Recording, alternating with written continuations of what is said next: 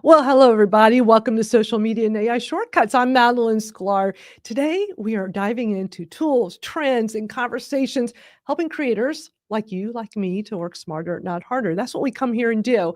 And I've got such big news. I'm so excited. We are celebrating a major milestone. I've been kind of quiet about it until today. I don't know why. But today, well, yesterday, technically, this week has been the 10-year anniversary of the Twitter Smarter chat. What that little Twitter, old school Twitter chat that I started right after I launched the Twitter Smarter podcast. It's just been an amazing road journey, like how all of that evolved and helped me become the go-to Twitter gal in so many circles. And it's transitioned into this a few years ago, switched it over to this weekly live stream, Social Media and AI Shortcuts. I love that we still come together in this time slot every Thursday at 1 o'clock Eastern. So I'll be sharing a little bit about my journey and what it's meant to me over the past decade. It's just amazing looking back on this 10-year journey. And we're also going to explore ChatGPT's brand new study mode. I don't know if y'all have heard about this, but it just dropped this week. And I've been looking at it. It's very interesting. It's designed to help you learn by walking you through problems step by step. So, instead of like, oh, just ask ChatGPT a question and let it just provide all the answers or do your homework or whatever. It actually walks you through. I've been looking at it. It's pretty cool. So we're going to go over that today. And it's available for people on free accounts and the paid accounts. We're also going to talk about privacy concerns with ChatGPT. We've talked about that a few times recently. There's been some really interesting discussions online about it that you should know. And I'm going to show you that, especially if you're using AI regularly. I think it's just really important. And then also we're going to discuss why Substack is what I think is becoming more powerful than ever. It's not just for newsletters. It's also for building community and building your reach. So we're going to go look at that and have a discussion. So if you're new here, hi. I'm Madeline. I've been teaching social media and digital marketing, oh my gosh, for the past 20 years. I help you make smart, simple moves with AI and with your social media so that you can grow your presence without getting overwhelmed. That's what we do. We come here and just have discussions to help everybody. So why don't I bring up our panelists that are here today with us? Hello, y'all. Thanks for joining me. It's always nice having a group. Well, I'm perfectly capable of just spending an hour just talking about all this stuff. I do like, y'all know me, I love having community. I love having others. I like to pass the mic around.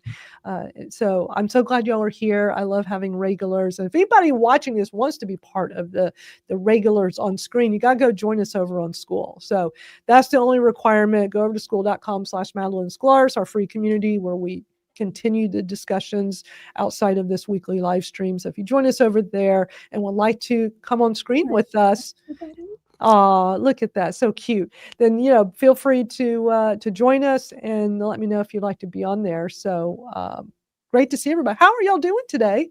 Awesome panelists. Great. Happy anniversary. Yes. Can you believe Huge. 10 years? That's amazing. That's awesome. Smarter 10 years. I know. I knew it was this week because, hey, Jason from Bunsen and Beaker, good to see you.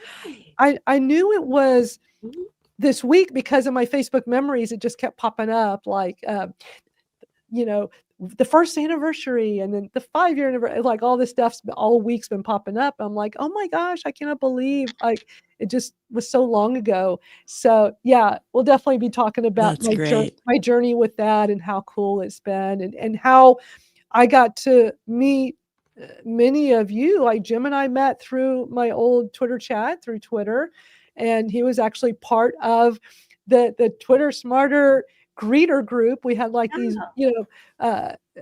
regulars that offered to volunteer, and because the chat grew so much, I'm the kind of person like, I'm doing that old school Twitter chat. I'm on my computer trying to say hi to everybody at the beginning. And I mean, I will make a point to do that. And after a while, it got so popular, like I felt bad. I couldn't say hi to everybody when they showed up. So I thought maybe I need to get some greeters that can like help with that. And so we had like a whole system. We would divide up the alphabet. Remember that, Jim? Yes. We had so much fun. So we had a great time. Jim, it's so good having you as one of our regulars now. You were in the comments last week and it's like, hey, you got to come join us. I've known you a long time now. I know it has has been. It's in fact, it's funny. I remember if I've told people this, but back when we used X or Twitter, I learned Twitter. I was driving back and forth from North Carolina to Atlanta, and I was listening to Madeline's podcast on Twitter Smarter. That's how I learned Twitter. So I literally listened to every episode driving, and then to end up being a greeter, a couple years later was really cool. It was a fun Twitter chat. We had it was so cool that you could use a hashtag to have a conversation wherever you are in the world. And that's all a Twitter chat was. It was before live streaming, before Spaces. I know when Spaces got really popular on X, a lot of people that were using Spaces didn't realize there used to be a thing called Twitter chats. When they heard us talk about Twitter chats, they thought it was Spaces. It's like, no, there was a thing where you actually typed it on your phone or computer using a hashtag. The whole conversation revolved a hashtag. And it was very different. But back then, that's all we had. Like, that was the best way to bring people together, don't y'all think? I mean, Rachel, I know you've had Twitter chats for a very long time. Maria, did you host any Twitter? I know you're real big with hosting Spaces. Yeah, I love the audio. But the chats, I always hear about them, and I definitely was in some of yours as you transitioned into Spaces. But the pinging around of the energy in a conversation, you can do with writing too, of course. I loved following your chats, the way you would have different sections, what questions to answer, and it just would grow and grow. Yeah, while the thing was happening. Love that. Yeah, because it was basically a Q&A. The way I used to do the Twitter Smarter Twitter chat, we'd have a guest every week and to come talk about, most times, Twitter marketing related, but sometimes I've had them come on and talk about other things, like maybe, some LinkedIn strategies or Facebook or whatever. And I would always have a list of questions, and it would be like, we're going to ask the question to everybody, but we're really looking at the guest and their answers, but everybody else is invited to come participate. And it would get so overwhelming, like to the point that I couldn't even keep up with it all. I mean, do you remember, Jim, how everything would fly by? After an hour, and so many people said after an hour, you felt exhausted because you're just typing, and it's so hard to keep up. It's intense. Yeah. Yeah, it was fun. But I love Spaces too. And then remembering to use the hashtag in every tweet. That was the hardest thing. That was the hardest part to remember in the beginning. And that's why so many people new to Twitter chats had issues, because I'd always say, I think I always had like a list of these tweets. And one of them was a reminder, be sure to put the Twitter Smarter hashtag. If you don't have it in the tweet, we will not. I said, like, we're looking at the hashtag for 1 hour. If you don't have that in your tweets, we're not going to see whatever it is you say. And I had like I'm such a strategist. I had like this whole setup with using Hootsuite, where I'd have everything scheduled and all the tweets, but I was always worried it would like be off like a minute or something, because it was never perfect. And so I had like system where I'd have it all scheduled, but then just so they're ready. But then I was still manually like, all right, let me take this one, because right at this moment I want the next question to go, and I would just take it off the schedule and just. I even taught a class. I even had a class because people wanted to learn like how to run a Twitter chat and how to do the behind the scenes. I had like a whole online course and videos and stuff. I remember showing my crazy Hootsuite strategy. I don't even know if that was the best way to do it. Well, and Madeline, let me just say, the funnest thing about following you for all this time is seeing how you morph with each different type of technology that pops up. We can trust you to check it out and tell us about it and be open to learning. You're not like stuck in one way and disappointed when things close down or whatever. You're like, oh, well, next thing, and we'll go. And it's brilliant. Yeah. Thank you so much for doing this. I love that you mentioned that, Maria, because really that's one of my superpowers. I don't know why. I don't try to do that, but I am always eager to try something new and see how I can apply it. And if it's something I need to pivot, but I also like to show and help people learn by how I'm doing things.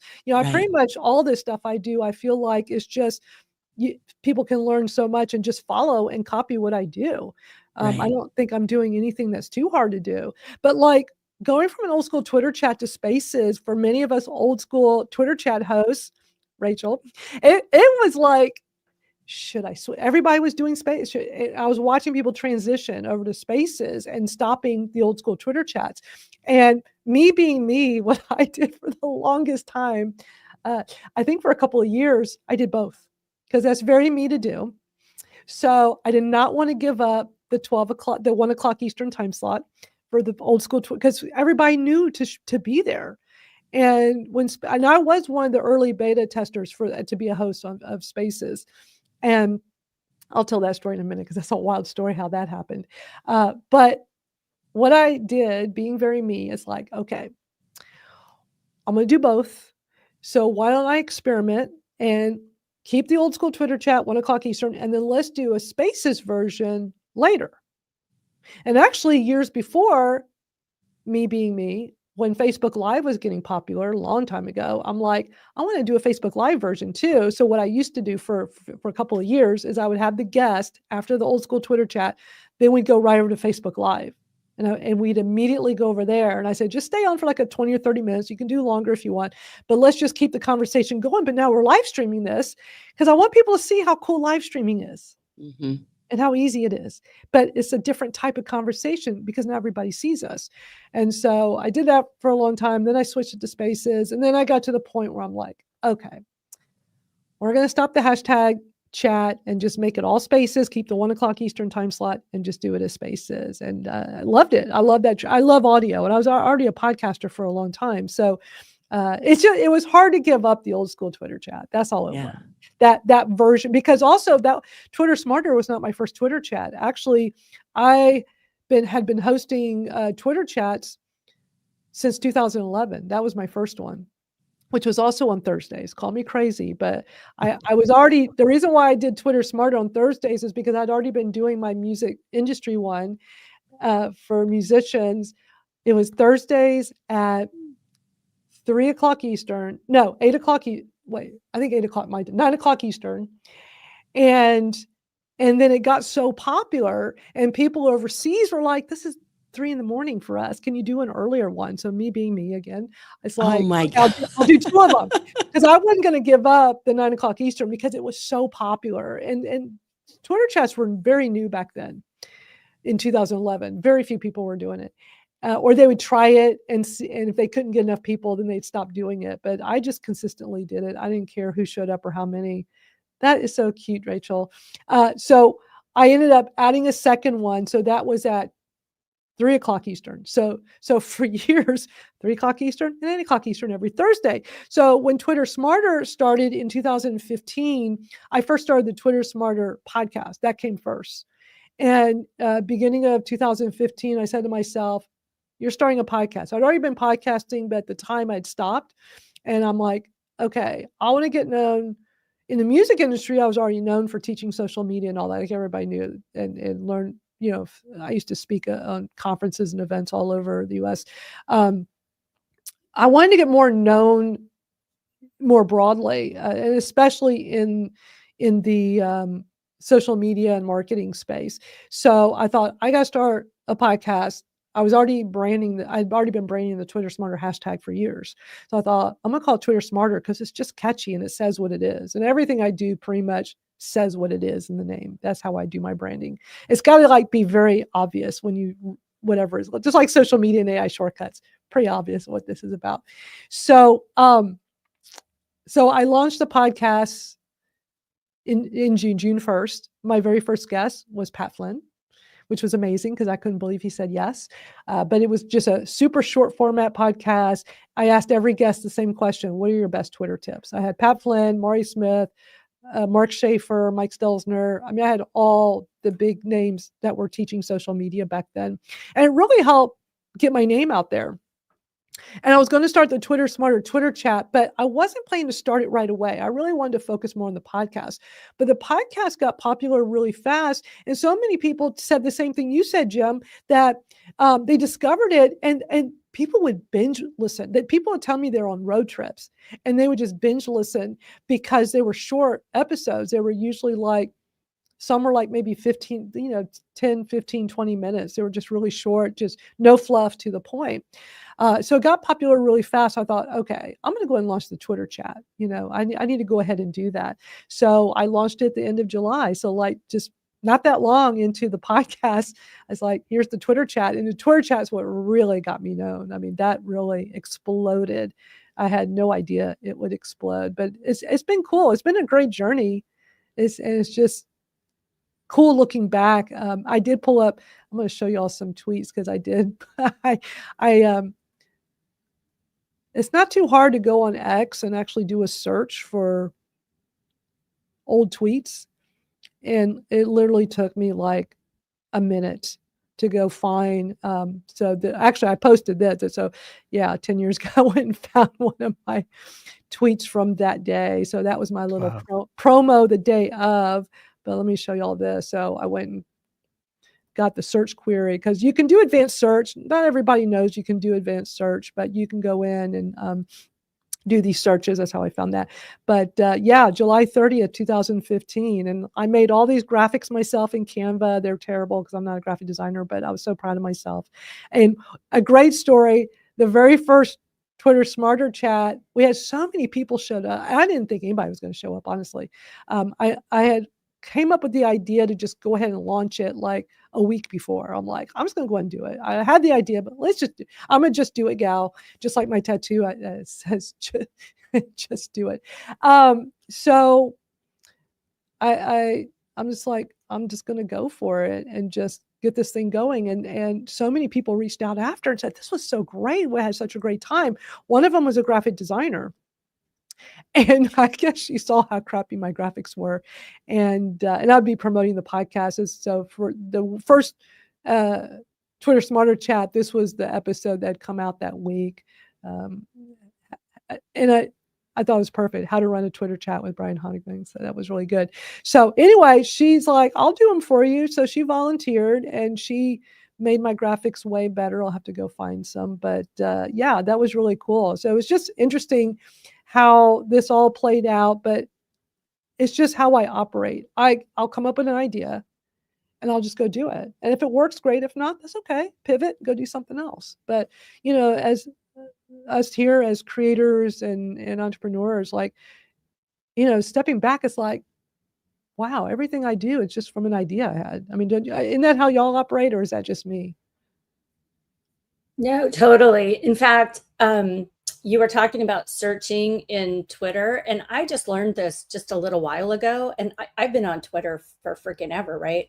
So if you're on mobile and let's say I go into your or Jim's, anybody's profile, up on the top right is a little magnifying glass. Mm-hmm. There's a search bar only on mobile though, on each of our profiles. So if you're like, oh, I remember, like, Madeline said something like a week ago about whatever, you could put that in and it'll come right up.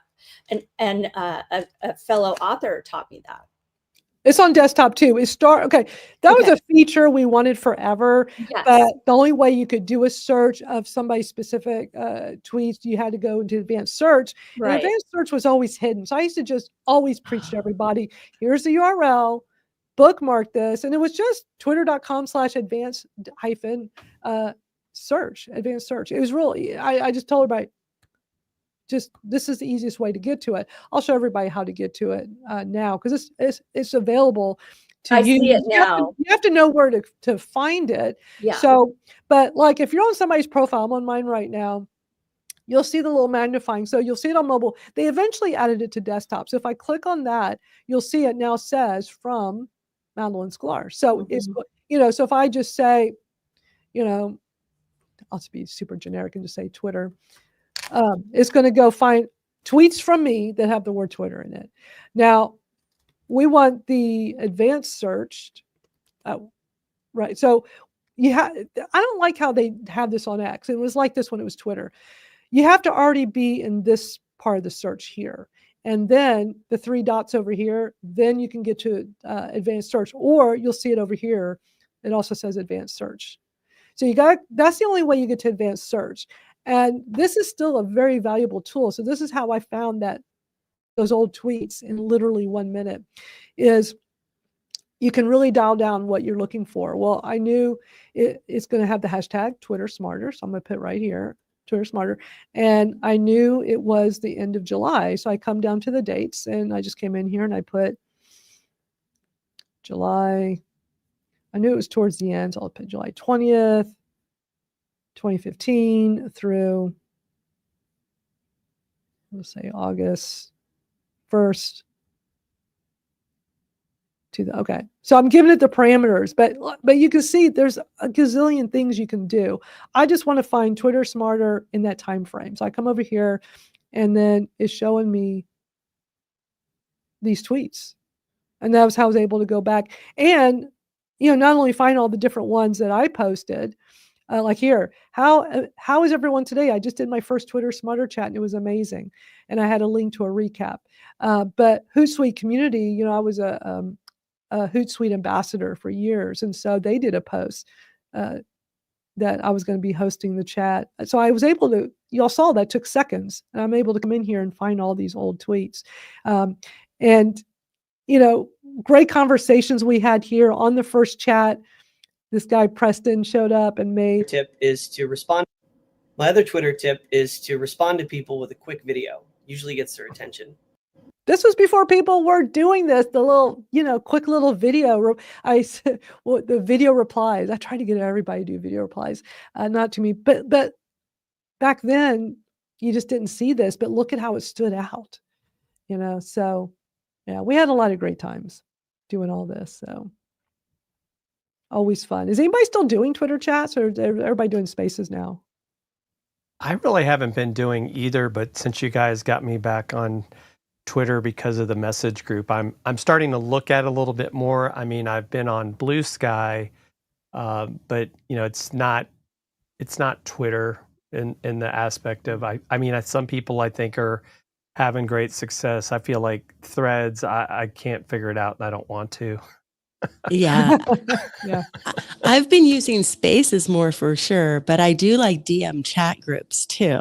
Yes. Those are a lot easier to hone down to specific conversations and mingle with people better. And speaking of, have y'all seen that there's that new feature now? It's been showing up on mobile, the chat. Yes. Has anybody tried that yet? Because I haven't. I see the beta. I've got it on all of my Twitter account or my X accounts, but I haven't tried it yet. So I don't understand the benefits of it. It's encrypted, it's safer, but how's it different? That's kind of a big so what? I don't know. Well, they added encrypted DMs a couple of years ago when Elon took over, but I don't see anything about that anymore. I don't even know if people ever used it. I remember we all tried it and it was like, okay, big deal. Right. So I don't know. Do we need this? It's interesting how it just shows up on your sidebar. I haven't even wasted my time checking. I looked at it a tiny bit, and the DM chats work fine as long as they're curated properly. That's the thing. But yeah, no, I like Spaces. Yeah. I also like the background sound. It's like really loud all of a sudden. I think it's there's a horn. Yeah, I don't know where that's coming from. I'll mute when I'm not talking. It's not me. No, it's me. I can hear it, but I have the background sound thing checked and with my mic, but it's right. I can tell it's loud. So I think it's going now. It's going away now. So on Twitter, the thing that's been helping me a little bit is even though the community feature there is not very stable at all. It keeps changing, but I've been really liking it because then I know I can go to particular communities where I know all the content in there is going to be something I'm interested in instead of randomly scrolling and, being hit by some icky things. So it's a little nicer to go to places where I know what the basic intention is of the community. And then it's a lot of people posting. So that's been helping me hone down a little bit. Yeah. But yeah. Thanks for sharing that. let's get into our, we have so many different things to talk about, and I don't know if I'll have time to do everything. So maybe we'll just zoom through it kind of fast. The couple of things new with ChatGPT that I want to share with y'all is something new that came out this week. I don't know. I haven't seen a lot of discussion about it, so I don't know if everybody's aware. It's called study mode. Have y'all heard that ChatGPT has this new study mode? So I'm going to play a short little video that talks about it, but basically it, allows you to like work through your problem step by step instead of just asking a question and getting an answer, especially like if somebody's using it for just like homework and let it just do everything for you. I think this is pretty cool. Maybe they're doing this in an effort to, have kids that are using AI or ChatGPT to learn from this and not let it do all the work. So it looks interesting. I'll play this video clip so y'all can see, but it came out on Tuesday. And it's available if you're logged in on a free, plus, pro, or team account. So any of the different accounts, you'll have access to it, but you got to be logged in. So even on the free. So I would definitely check this out. I'm going to show y'all, and it looks really, really interesting. Great. Hey, Christopher, great to see you. All right, so let me play this. Y'all let me know what you think. So ChatGPT just released a new study tool called Study and Learn that's perfect for students, parents of students, teachers, even anyone who's just looking to learn something new in life. And it's available right now inside of ChatGPT. So here I am inside my account. And to use this, you want to click right here where it says Tools, and you can click on Study and Learn. And this will give you the ability to deep dive into any subject and be quizzed on it. And this is different than just using ChatGPT to actually just ask it questions about a topic, because for this, it's really going to hone in and make sure that you understand the topic well enough so that you could actually take a test on it. So for instance, let's say you have a math problem. I'm going to upload a photo of that math problem and say, help me with my math homework. And you see right here, it breaks down for you the first step that you need to take. It doesn't just give you the answer. See, if you just use ChatGPT regularly, like I did right here, I sent it the exact same thing, the same photo with the same question, help me with my homework, and it just gives me the answer. It tells me how to do it, but it just gives me the answer right here. But with Study and Learn turned on, it doesn't give you the answer. It tells you and helps you walk through how to solve this problem yourself. So the first thing it wants to do is figure out how many crayons are in the 3 boxes. So this question is basically saying Samantha has 3 boxes of crayons. Each box has 24 crayons, and then she gives 18 away. How many does she have left? So step 1 is figure out how many crayons she had in total when she started. 3 times 24 is 72, I think. And yes, I'm right about that. It says Samantha has 72 crayons. Step 2, she gives 18 crayons to her friends. So what is 72 minus 18? And let's say I were to get this one wrong. I know the answer is 54, but let's say I accidentally add them together. So what would that be? 90, right? I'll say 90 and just trying to see what it says when I give it a wrong answer. And it says, nope, you're not quite right. But let's think of this another way. What if you do 72 minus 10 and then subtract 8 more? So then I might give it the right answer, but it doesn't just stop there. Even though it says I got it right, it says, can you quickly explain how you got that answer, just to lock it in your memory? And again, this is very different than if you were just using ChatGPT the regular way. It's really trying to help you learn these concepts and get better at it.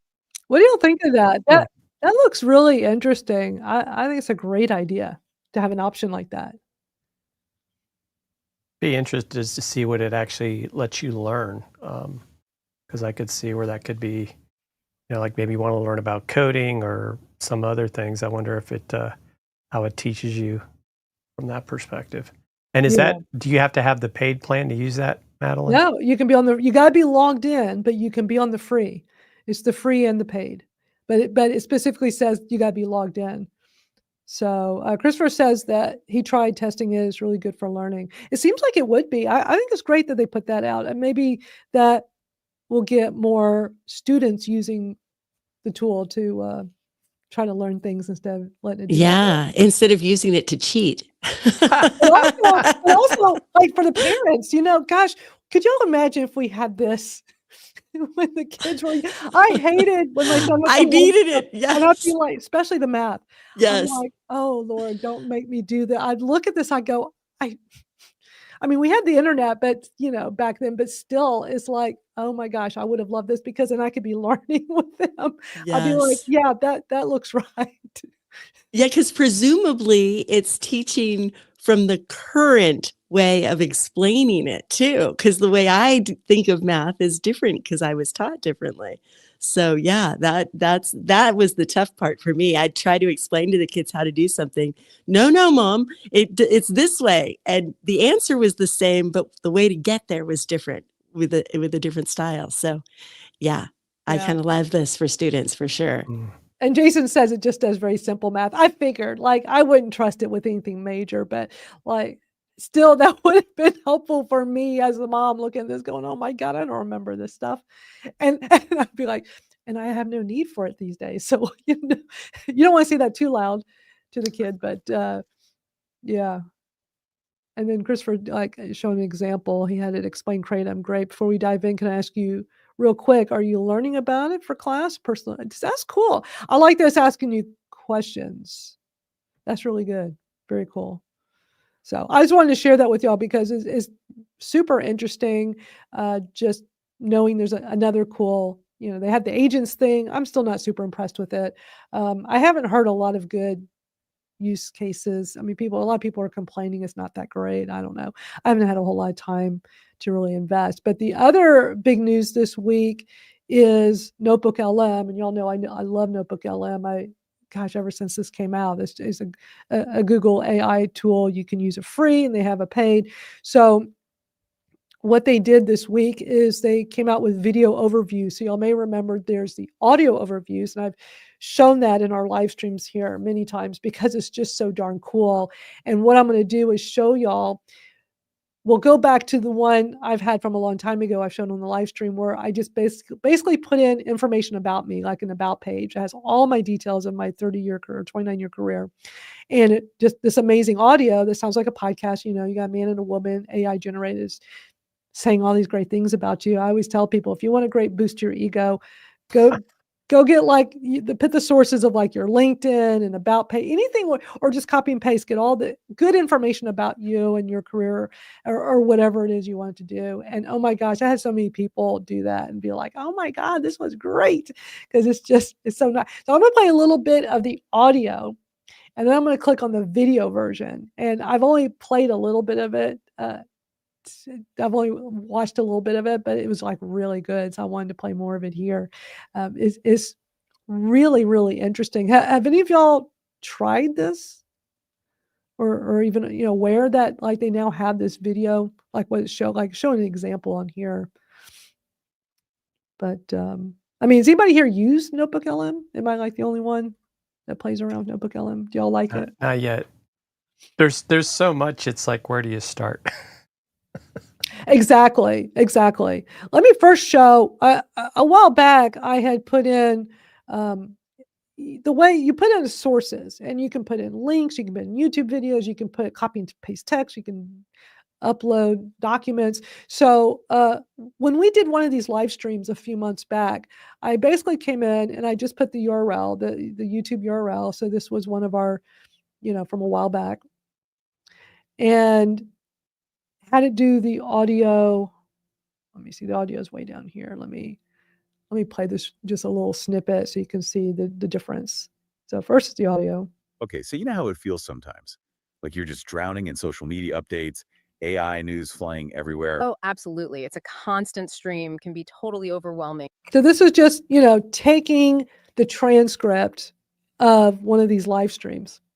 So that's the audio overview. So now you'll see video over, and I'm on the free account. This is just the free notebooklm.google.com. So when you click on video overview, it'll take a while. It'll even say it takes a while. And I've noticed it takes maybe 10, 15 minutes. It takes a little while. So I did this so that I could show y'all one. So I'm going to click. It's ready.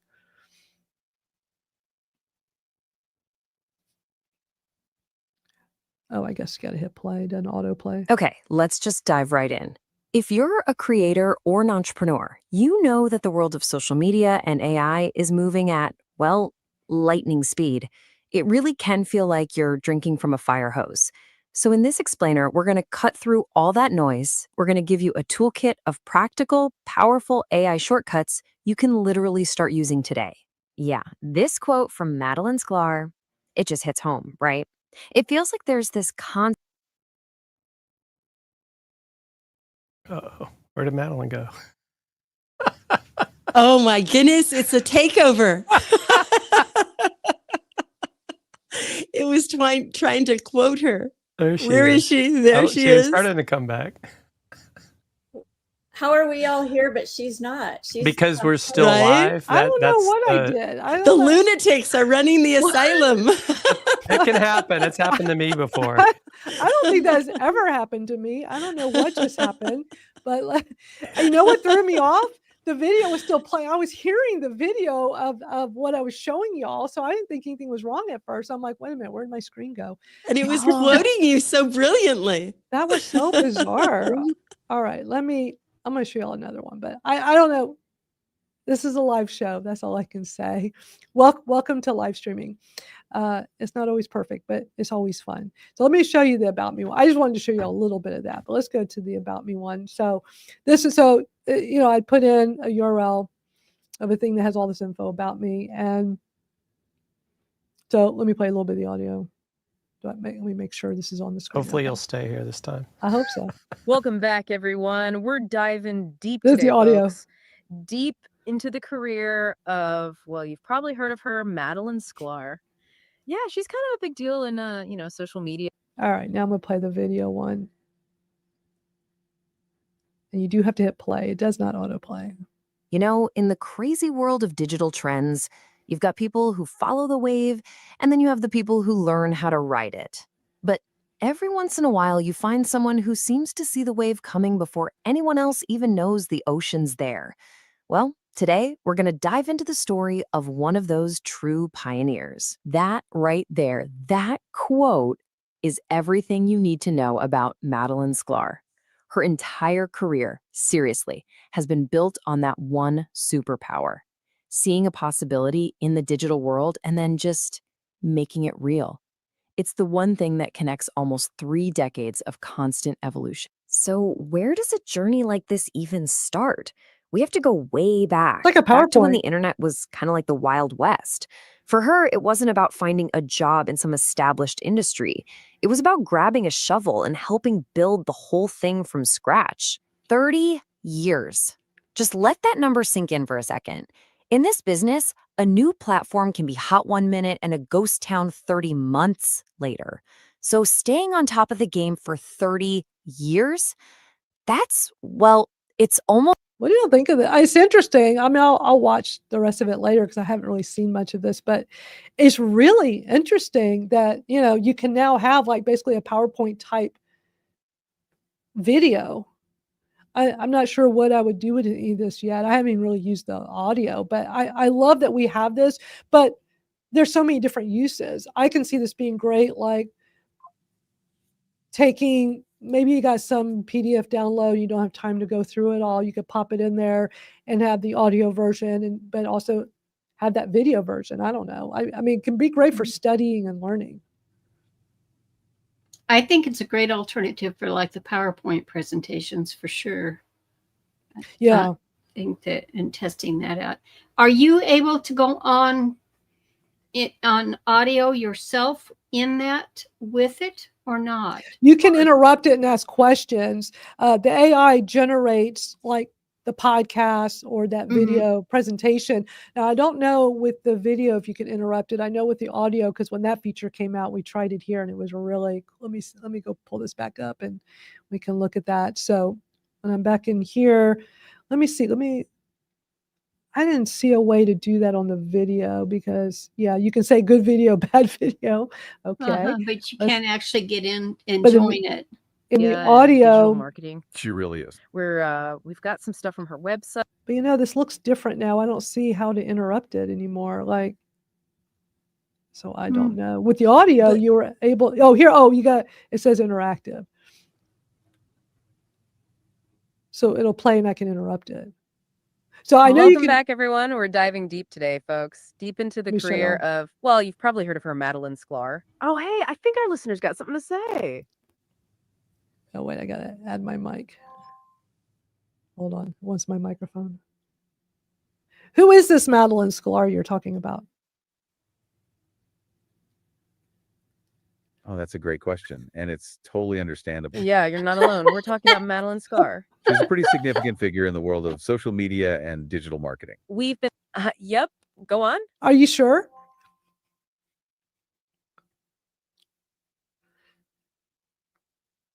It doesn't know what to say.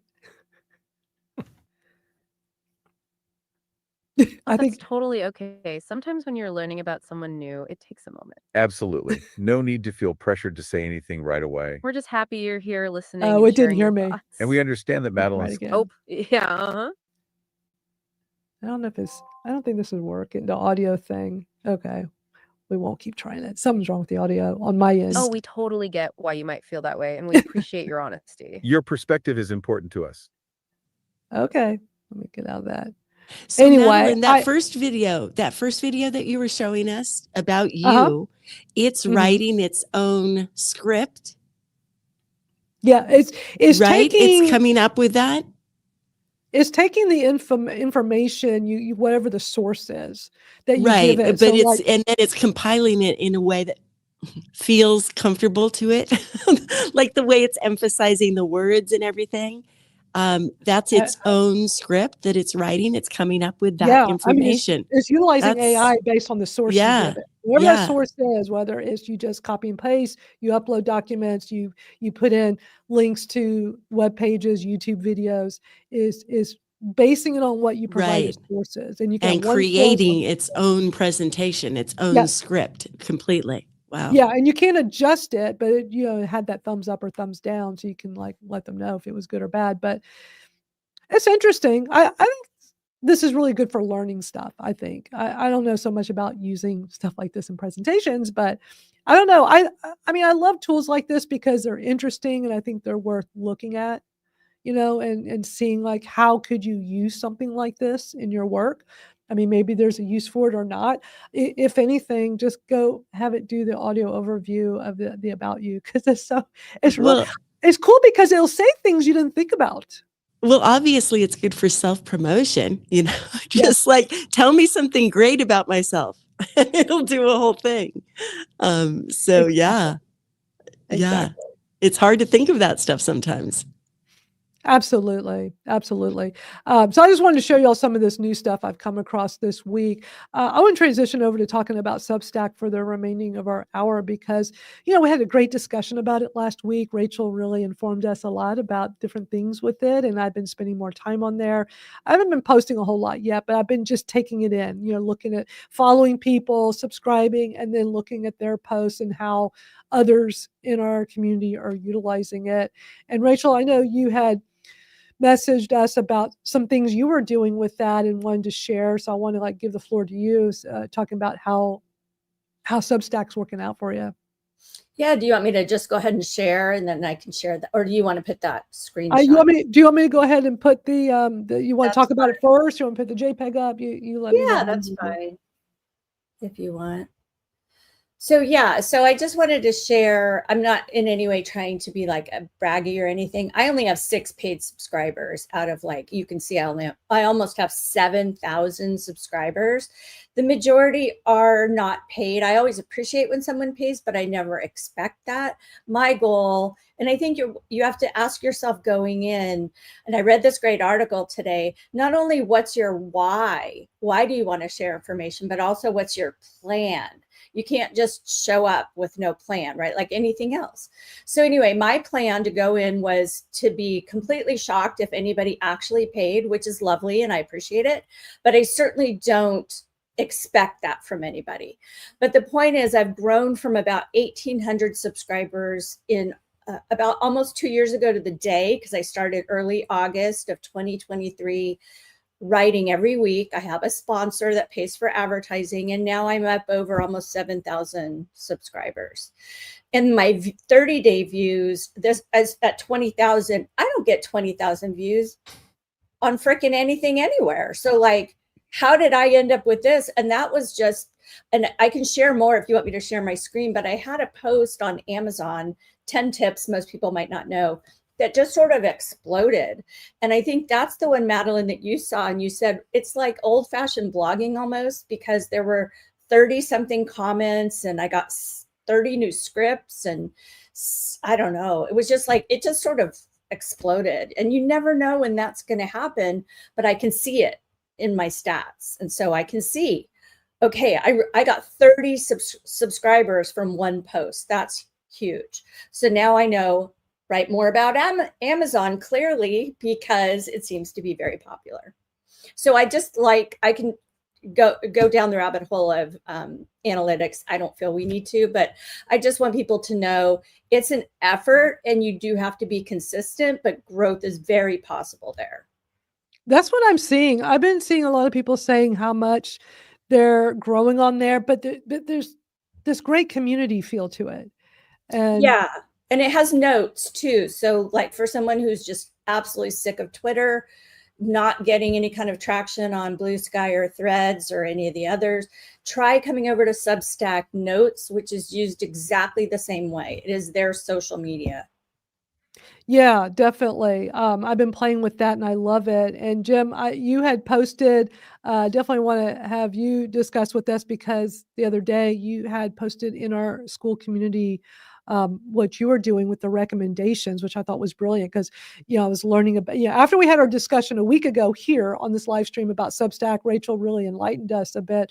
I spent more time on there, and that recommendation looks like an amazing tool to connect with people. You want to talk a little bit about that, Jim? Yeah, I mean, it's like where it's different from, say, LinkedIn is like you don't have to say, hey, will you make a recommendation for me? And so any publication that you follow, you can recommend, and other people can do it for you. And so like a friend of mine, a Marine veteran, that she started to really go after some of the seedy side of the Veteran Service Organization. She started a paid Substack. So I did a recommendation for her. She recommended me, and she's like now like in the top 20 rising in culture. And she literally just started her Substack. And I've gotten 28 new subscribers in the last week just from her recommendation. Wow. And that's powerful. It is. And so when I saw what Rachel's doing, and I love her post, I went ahead and gave her a recommendation, and then I'm using Notes to share her stuff. And that's where I think it makes it so powerful.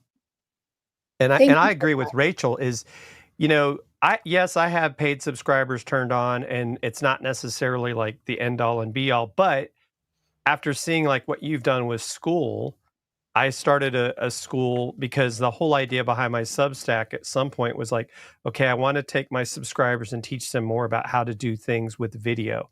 So that's what my school is going to be about. So I'm getting ready to put a email out to my subscribers, say, hey, come join my school for free, right?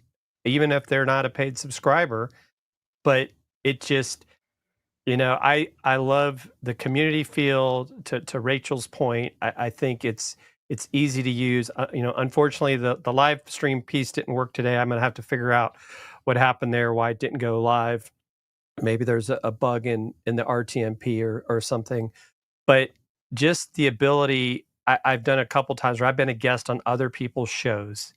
It goes into what they call, it goes live on your Substack when you're live. But the beauty of it is when it's done, it goes into what they call your drafts folder. So then you have the choice, okay, I'm going to publish this to my publication, and it's going to allow me to create a blog post about what the video was about. And so I actually spoke about Substack at Digital Wichita last month. And what I thought was interesting is I kind of asked a question to the audience. It's like, how many of you read the show notes on a podcast or the description in a YouTube video? And it was like less than 5 people out of 100 plus people raised their hand. But if I'm on Substack, I'm more likely to read first, watch video second. So because it doesn't punish you for putting in links, it doesn't, do things like that. It allows you to really share what's going on. And you can also have be on multiple publications. So you could decide, okay, I'm going to have a publication that's about Kratom. I'm going to have a publication that's about social media and AI, and it's going to go to that specific audience that subscribes to it. So I think that's another neat feature, because how we always say, oh, well, if I have a YouTube channel, do I need a second one if I'm going to talk about something different? Well, it's kind of the same thing with Substack. You can have different things. You can have admins on your publications. So if you need help running a publication, you can do that. And so I think that's, the other thing too is like with the, with the actual publication itself, it is a website, and you can add tabs. And I don't know if you've done this or not, Rachel, but you could add a tab as an example. That's your YouTube channel. You could add a tab that is your other website. So it really gives you that ability to customize things. And they keep coming out with new features like this new header I have. That's a new feature they just added where you can add to your profile and make it look, a little nicer. And I just, I think, and I'm trying to decide how to write it. Maybe you guys can give me some ideas. Facebook and Facebook groups, if you're someone that depended on Facebook groups for your business, you need to move over to Substack. So one, create the Substack that talks about what you're doing. And then I would say your group becomes, and that was what I think what you're doing, Madeline, is brilliant, is create a school, right? You can do school now for $9 a month, unless you want to go, with the custom URL and a couple other features for $99. But for $9 a month to set up a school to where you can manage your community. And I love the whole native video. In fact, I've had, some people I've invited to kind of test out my school. Every one of them that's joined, right? I've just gone on there, just like you and I did, Madeline, and I sent them a personal video like, hey, how's it going? Just like you can on LinkedIn. But that's what's going to build connection and community is the video piece of that. And like what you're doing, I think it's, It's a new feature on School, being able to do native video. A few weeks ago, they added native video finally, instead, because what I used to do would make a Loom video. So you gotta go sign up for Loom and have a subscription with them, make it in there, and then, or YouTube. But with YouTube, you had to make it unlisted or private or unlisted, so then you could take the link. And then it was a process, and it was too time consuming. But now that we can do native uploading, I can make a quick video on my phone, upload it over there to you on School. And the DM, they just added that last week. So it was a few weeks ago, post, and I think the classroom, I might be wrong on that, but then last week they finally added. And look, I asked Sam Evans, the founder of School, a long time ago. I went and found my private message in School to him. I asked him a long time ago, probably about a year and a half ago, like, please add audio and video DMs. This would be amazing to have. And I know they've had a lot of things on their list to add, but I was so thrilled that they added that. And I know they're working on live streams next. Right. And you can add, the other thing about Substack is you can do audio post. You don't even have to do live video, right? You could take a native video, and I've been doing that. I've been doing this rucking, and I just upload that short video to my notes and talk about what was going on in the video. So it's that, I call it, I don't know if it's the right term, I'm not an English major, I call it multimodal, that you can have multiple forms of content on Substack and you're not being punished by, quote unquote, the algorithm. I mean, the fact that they have a following tab, I'm following you guys, I see your content. It's not, will I see your content? I see your content.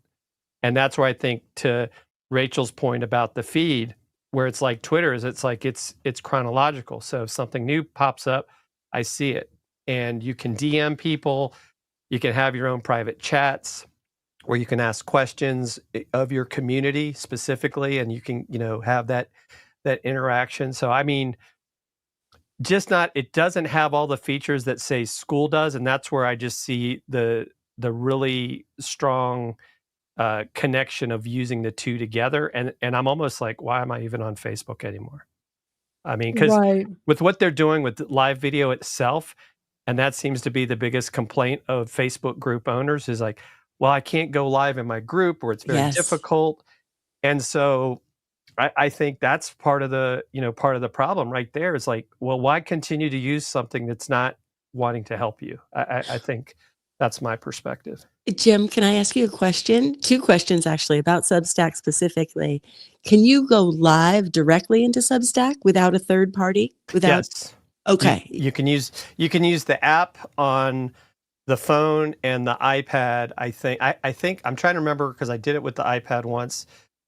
I know it does do vertical, so I can't remember if on the iPad it'll do the same thing. So Okay. like don't turn your I think if you turn your phone initially before you hit the go Horizontal. live, Yeah. but it won't do it if you switch it And then, midstream.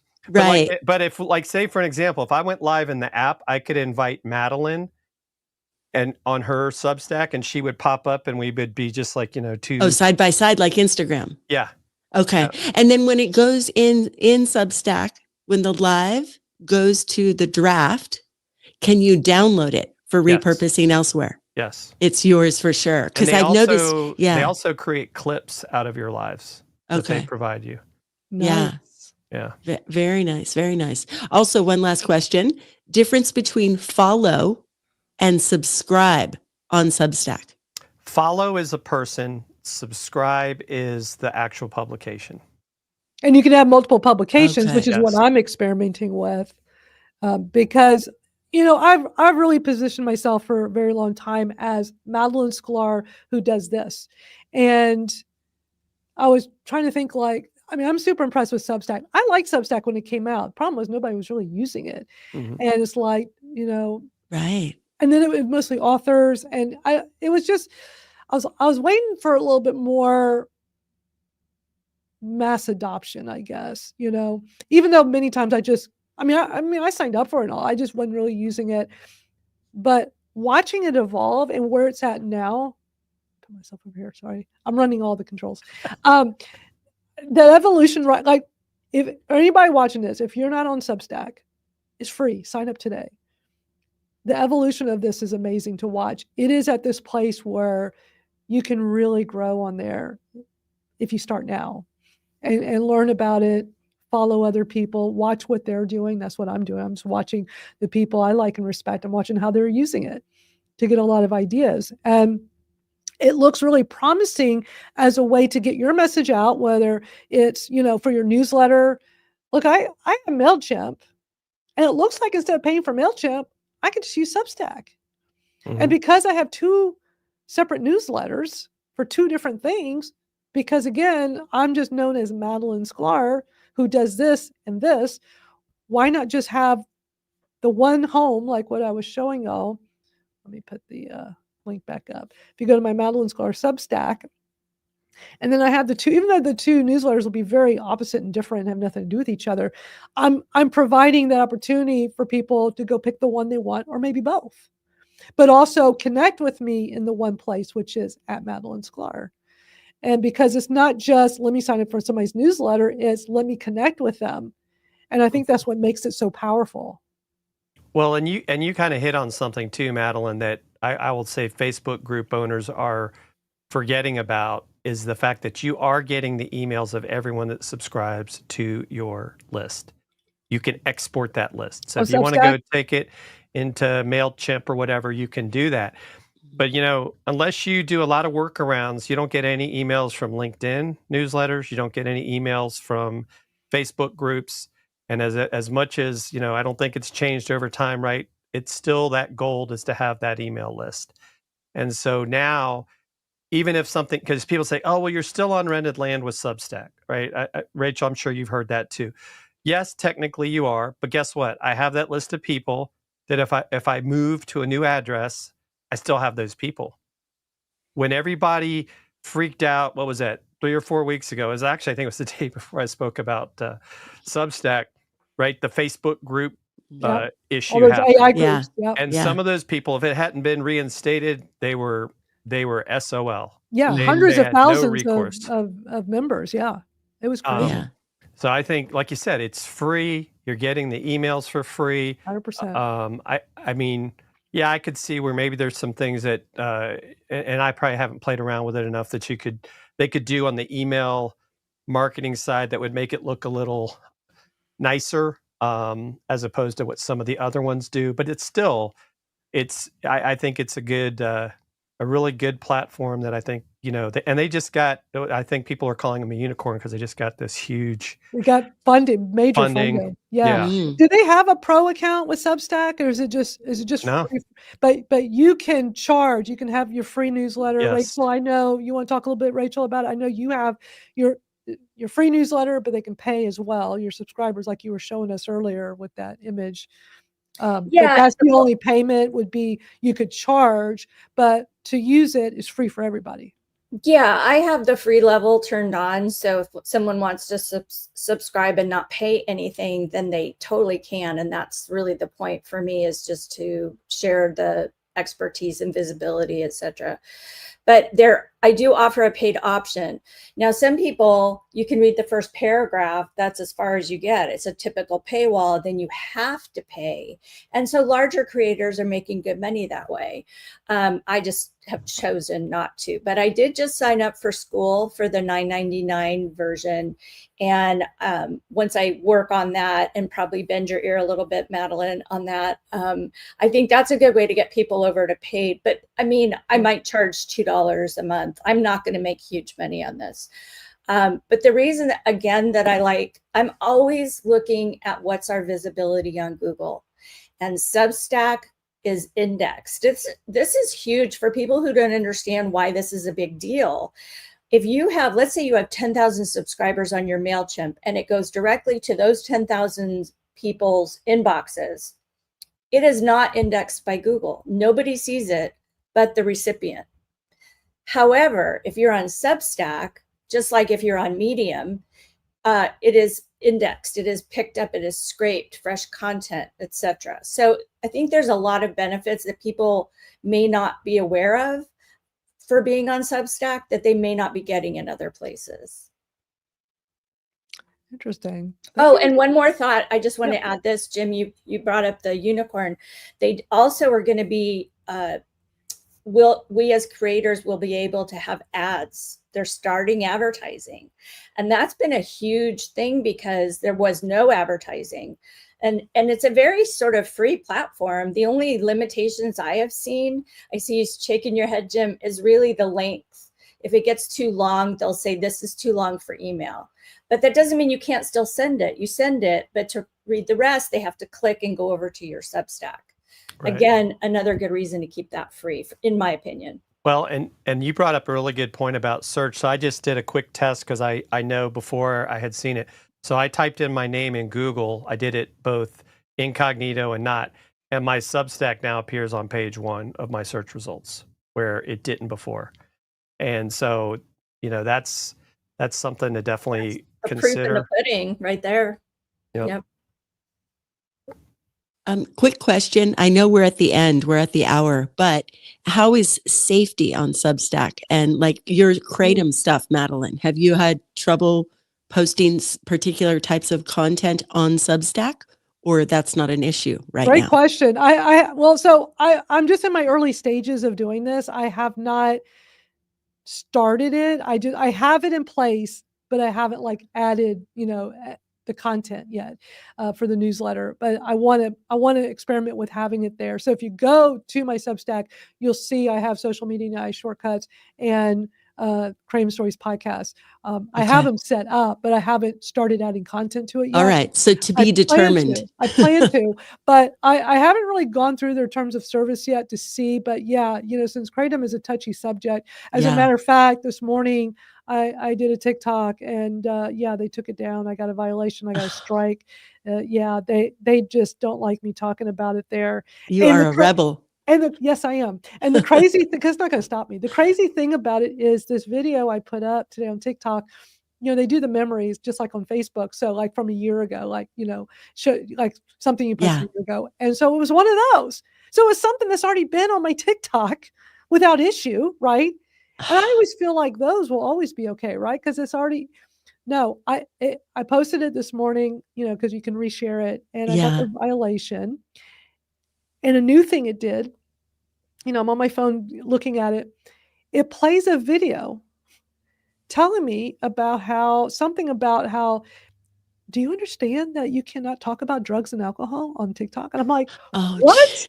It's like it's giving me a tutorial, and it's like, well, it's not a drug.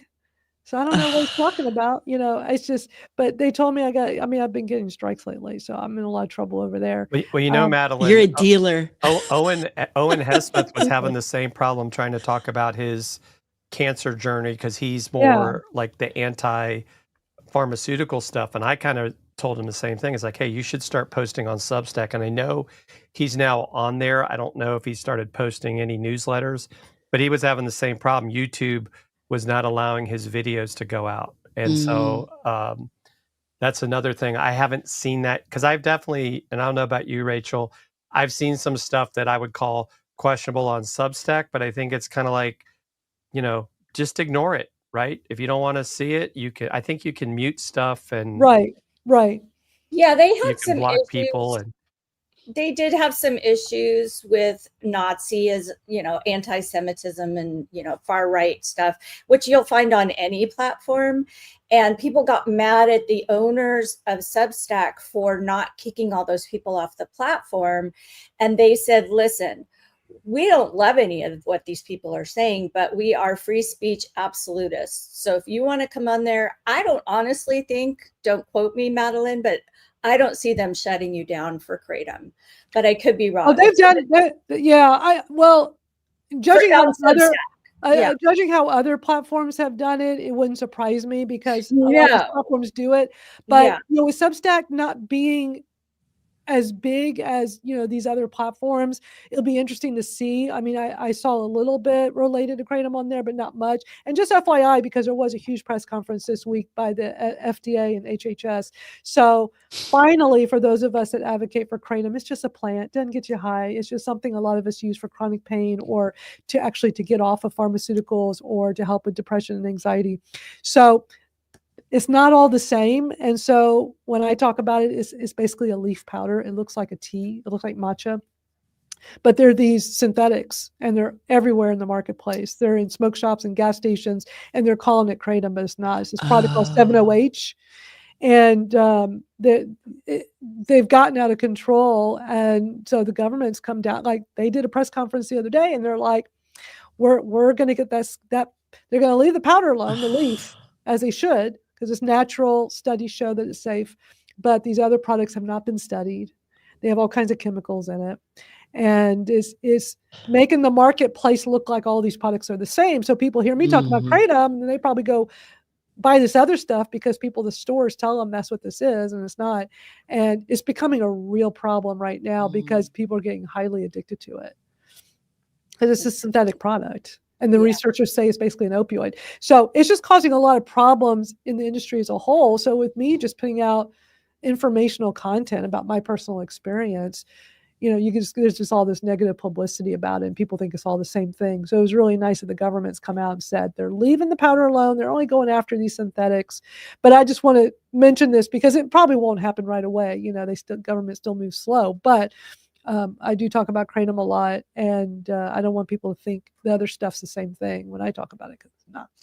Yeah, I think that's a good point. And also, to your point, Jim, I don't think we're seeing the same amount of scammers and bots anywhere near like what I have 13 clients right now. My life is insane, but I go on all their Facebook pages to pull out all those inbox messages that you have violated this. It's all scammers, right? Yeah. We're not seeing that yet on Substack, but I will say they do have now a chat option, which is like DMs.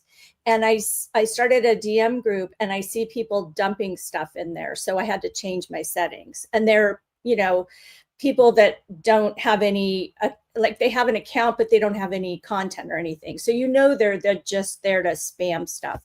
And one was actually a porn bot. I was like, oh man. On Substack? Like, what? Wow. I mean, people in a people chat?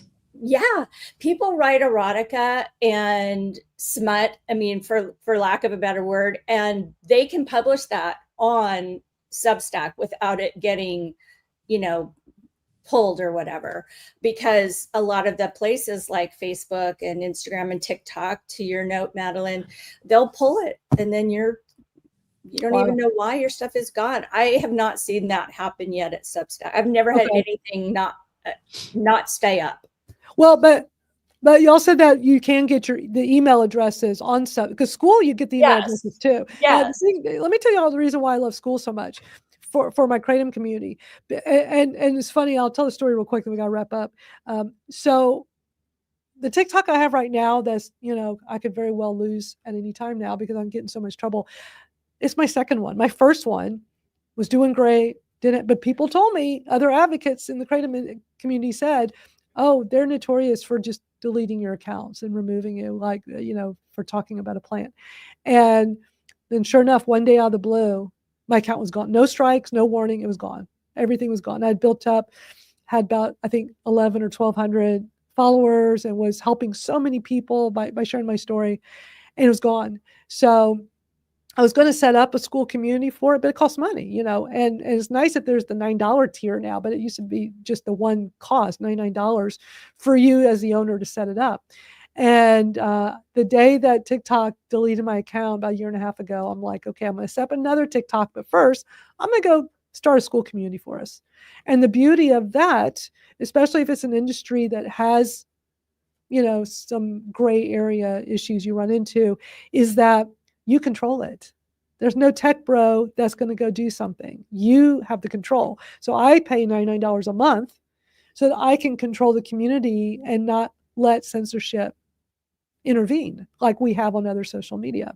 So it's been great for that, but also because people are sharing their private stories, they don't necessarily want that on a public Facebook group. So it's nice just having a private place where we can do that. And it's been great. I've built it up, over time, and more people are finding out about it. And a lot of people are frustrated with Facebook groups. So, but I do love SKOOL. It's a great platform. So we're going to wind down now, but for anybody here watching, they're still here with us, SKOOL.com/Madeline Sklar. That's for this community over on SKOOL. And if you're interested in my the one I do for Kratom, that's over at SKOOL.com/Kratom Real Talk. So there you go. Always a great chat with y'all. Thanks so much. Thank you so much. Thank you, everybody, for watching. Thanks. Yeah. Yeah, thanks everybody for being here and for everybody watching live. Right now we're live on Facebook, LinkedIn, YouTube, and X. We're on lots of different, all over the place. And thank you all over to, I know Barb, we're on your social, and Rachel. Jim, are we on any of yours? I know you tried to do Substack. Mine blew up, but I did share the YouTube in Substack for people to go watch it. So thank you for doing that. Appreciate it. All right, y'all. We'll be back next week to do it again. Y'all have a great rest of your day, and we'll be back. We'll see y'all soon. Have a great Bye.